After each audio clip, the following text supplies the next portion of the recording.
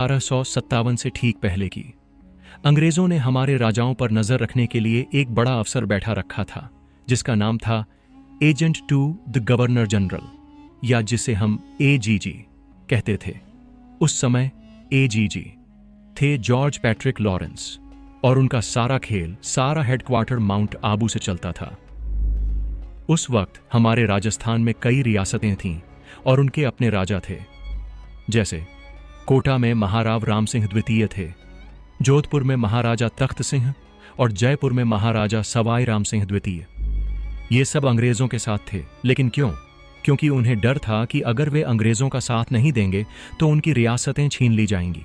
अंग्रेजों को लगा कि उन्होंने अपनी चाल में राजाओं को फंसा लिया है, लेकिन उन्हें पता नहीं था कि उन्होंने 6 ऐसी जगहें बना दी हैं जो बारूद के ढेर पर रखी थीं। ये थीं उनकी सैनिक छावनियां: नसीराबाद, नीमच, देवली, ब्यावर, एरिनपुरा और खैरवाड़ा।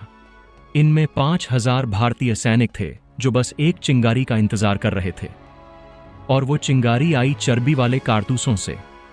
अंग्रेजों ने नई बंदूकें दी थीं जिनके कारतूसों को मुंह से खोलना पड़ता था, लेकिन उन पर गाय और सूअर की चर्बी लगी थी।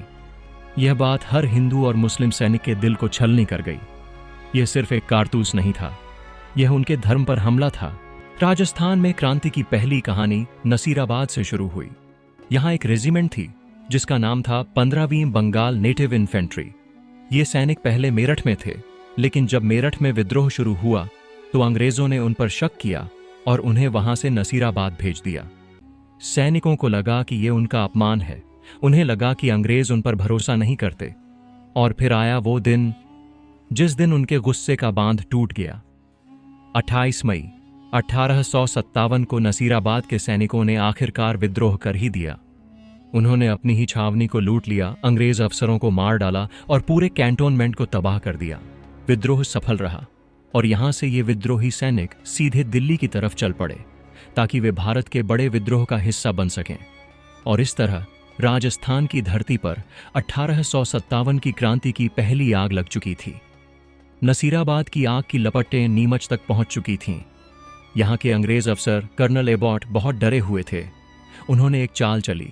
उन्होंने अपने भारतीय सैनिकों को बुलाया और उनसे रानी विक्टोरिया की वफादारी की कसम खाने को कहा। लेकिन एक सैनिक ने उस अफसर की आंखों में आंखें डालकर कहा, जनाब, जब आपने हमारी कसम को तोड़ा तो हम आपकी कसम क्यों माने? उस सैनिक का नाम था मोहम्मद अली बेग। 3 जून 1857 को मोहम्मद अली बेग के नेतृत्व में नीमच के सैनिकों ने विद्रोह कर दिया।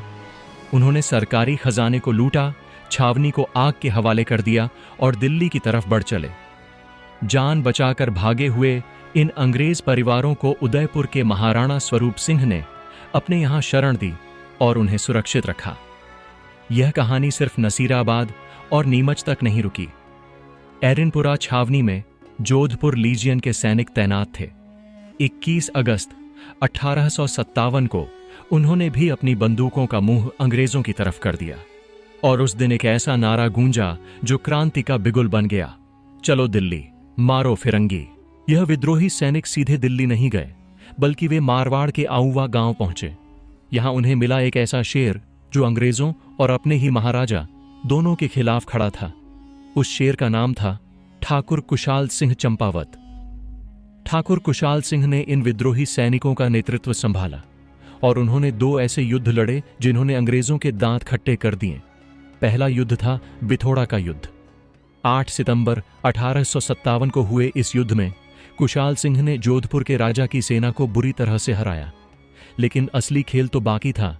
10 दिन बाद 18 सितंबर को हुआ चेलावास का युद्ध।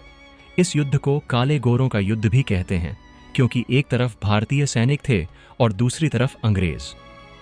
इस युद्ध में अंग्रेजों के बड़े अफसर एजीजी जॉर्ज पैट्रिक लॉरेंस और जोधपुर के पॉलिटिकल एजेंट मैकमेसन को बुरी तरह से हार मिली। मैकमेसन को तो विद्रोहियों ने मार ही डाला और उसकी कटी हुई गर्दन को आऊवा के किले के गेट पर टांग दिया ताकि अंग्रेजों को सबक सिखाया जा सके। यह सिर्फ एक जीत नहीं थी, यह स्वाभिमान की जीत थी। आऊवा के ठाकुर कुशाल सिंह ने अपने सैनिकों के साथ मिलकर अंग्रेजों के खिलाफ लड़ाई जारी रखी, लेकिन अंत में उन्होंने 1860 में अंग्रेजों के सामने आत्मसमर्पण कर दिया। उन पर विद्रोह का मुकदमा चला, लेकिन 1864 में अंग्रेज अफसर मेजर बर्टन ने उन्हें बरी कर दिया। नसीराबाद और नीमच की क्रांति की लपटें कोटा तक भी पहुंच चुकी थीं। यहां के लोग अंग्रेजों से बहुत नाराज थे, लेकिन अंग्रेजों के एजेंट मेजर बर्टन इस बात से बेखबर था। कोटा के राजा थे महाराव रामसिंह द्वितीय। 15 अक्टूबर 1857 को कोटा में विद्रोह शुरू हो गया। इस क्रांति की कमान संभाली वकील जयदयाल और सेना के रिसालदार मेहराब खान ने। उन्होंने मेजर बर्टन और उसके 2 बेटों को मार डाला और उनकी कटी हुई गर्दन को पूरे शहर में घुमाया और फिर किले के गेट पर लटका दिया। सैनिक यहीं नहीं रुके, उन्होंने पूरे कोटा शहर पर कब्जा कर लिया। और तो और राजा महाराव रामसिंह द्वितीय को भी अपने ही महल में कैद कर दिया। पूरे 6 महीने तक कोटा शहर विद्रोहियों के कब्जे में रहा। आखिरकार मार्च 1858 में अंग्रेज अफसर जनरल HHC रॉबर्ट्स ने करौली के राजा मदनपाल की मदद से कोटा को वापस जीत लिया।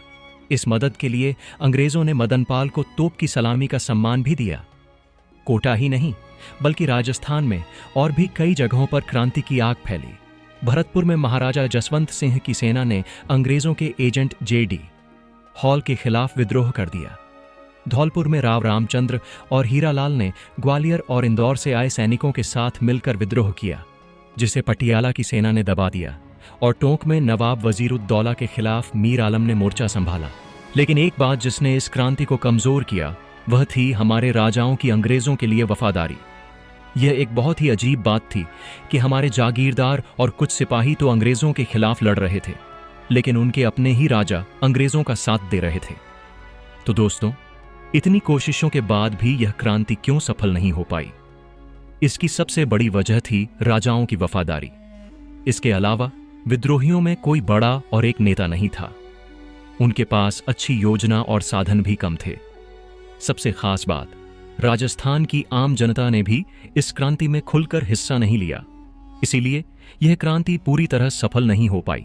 यह सिर्फ एक क्रांति नहीं थी, बल्कि यह आजादी के लिए हमारे राजस्थान के लोगों की पहली बड़ी कोशिश थी। इसने अंग्रेजों को दिखा दिया था कि भारत की जनता अब और जुल्म नहीं सहेगी। यह कहानी हमें सिखाती है कि हमारी आजादी एक दिन में नहीं मिली, बल्कि इसके लिए हर कोने में लोगों ने अपनी जान की बाजी लगाई थी।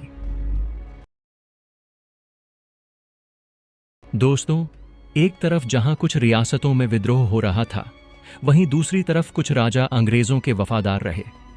इनमें से एक थे बीकानेर के महाराजा सरदार सिंह।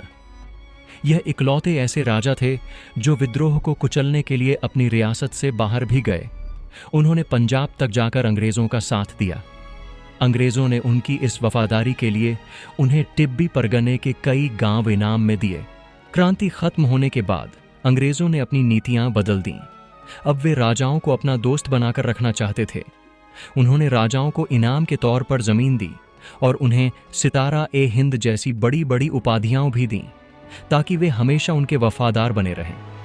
तो दोस्तों, अगर आपको ये वीडियो थोड़ा भी पसंद आया हो या आपकी पढ़ाई में जरा सी भी मदद मिली हो, तो एक प्यारा सा लाइक जरूर कर दीजिए।